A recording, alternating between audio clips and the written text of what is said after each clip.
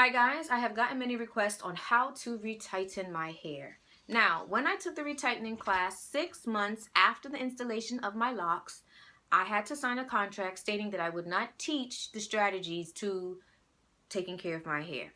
Now, fast forward 11 years and I took the training, the Sisterlock training.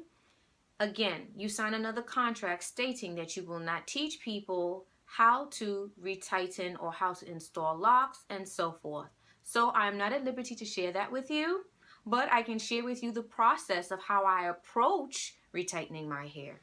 First off, you're going to need a retightening tool. Obviously, you DIY one, or you have one from the retightening class, or you've purchased it because there are many systems out there that sell retightening tools. I will list some of them on my blog. Okay, now you have to know what proper pattern that you're using for your hair. When you take the Sisterlock class, they teach you the pattern specific to your hair texture. Okay, now you're also going to need the scissors. I love using these little cuticle scissors. In a previous video, I showed you how they bend up slightly and they're very sharp. They're not the other cuticle scissors where the hair can get caught in the middle here. You're going to need tweezers just in case you marry two locks and you caught it in time before you kept going. That way you can slowly pull them apart depending on where it's located on your head that you can see. And you're going to need clamps, clips to hold your hair. In the beginning, it's going to be awkward and it's going to take you forever to retighten your hair until you become proficient in it. You also are going to need a mirror. I personally don't use a handheld. If I do, it's because I'm traveling. But there are certain tricks to that. Now, people ask, do I use a mirror all the time? No, I do not. When I became proficient in retightening my hair, I didn't have to use a mirror if I stayed on my retightening schedule. There's a difference. And was washing, conditioning, only if you have mature locks, washing, conditioning, and taking care of your locks.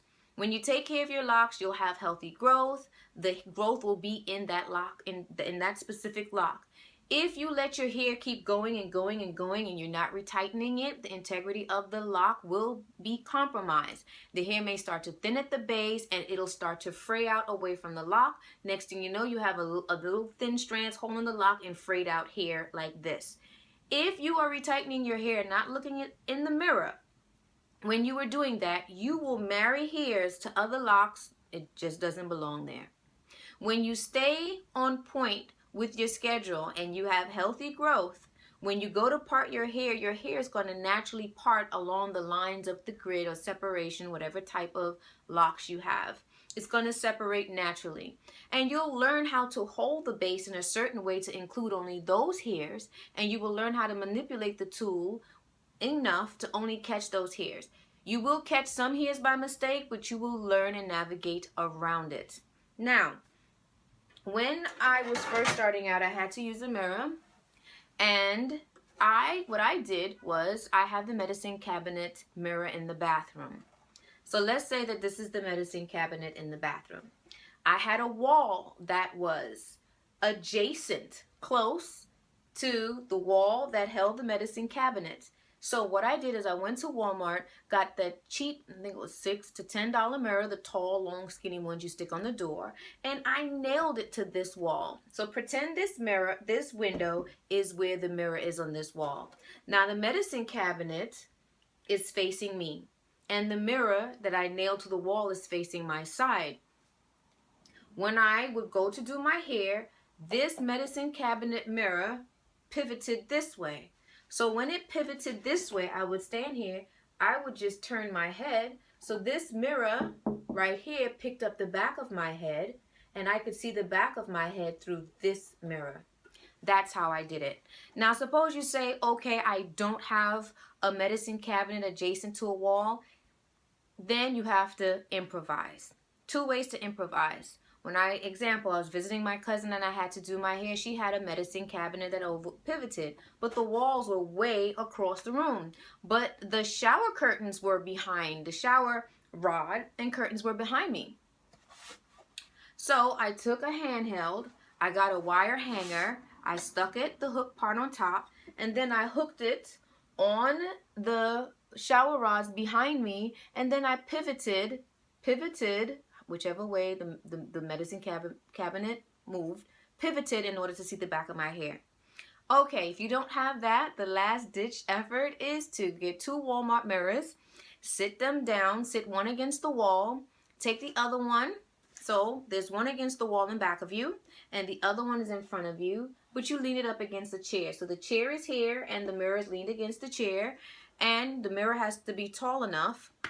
You either sit cross-legged on the floor in a chair and have adequate, put a lamp next to you over your head and do your hair. It's awkward at first, but you will figure it out as time goes by.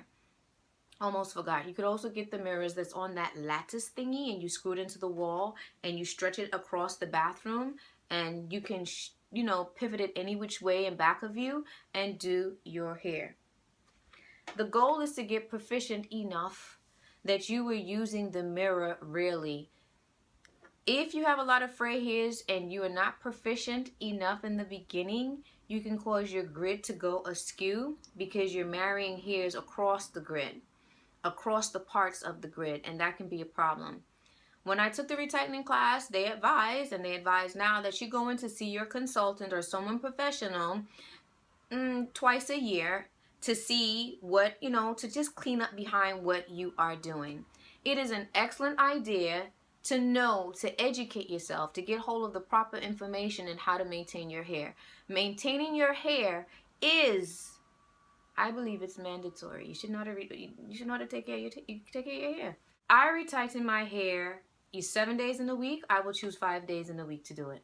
I will section my hair into 3 parts in the front, 1, 2, 3, and I will section 2 pieces in the back. And I will work on one each day. I donate a couple hours to each section. It doesn't take me a couple hours to do it, but in the beginning, that's what I did. And I took my time and retightened it.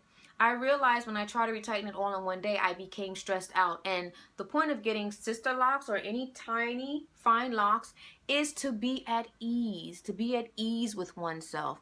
Not to go and sign up and be enslaved to their hair again. Too much simmer-demand going on when it's time to do your hair. Relax, ease into it. If you neglect your hair, and mind you, I'm telling you right now, you're going to need patience. And all neglect is accounted for. You will have to pay the piper. That's such an old term. You're going to have to do it because that time has accumulated. You still have to invest that time. You're going to move slow at first. First, you're going to have to figure out how to hold the tool, how to not hook on your hair in the tool, how to ease the tool out of your hair without hurting yourself. You're also going to learn how far down you can go. When you're sticking the tool in, you should not stick it to the point where you're forcing it and you're pulling your hair out of your scalp in order to get that last stitch in. It's not good. Getting your hair done is a luxury. Yes, it's a form of pampering. Yes, you're enjoying sitting in the chair and just getting it all done in one swoop. Become intimate with your hair.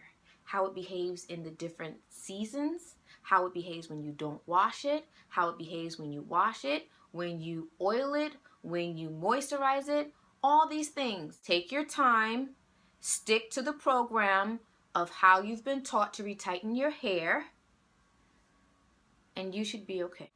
Trust your beauty and own it. Peace.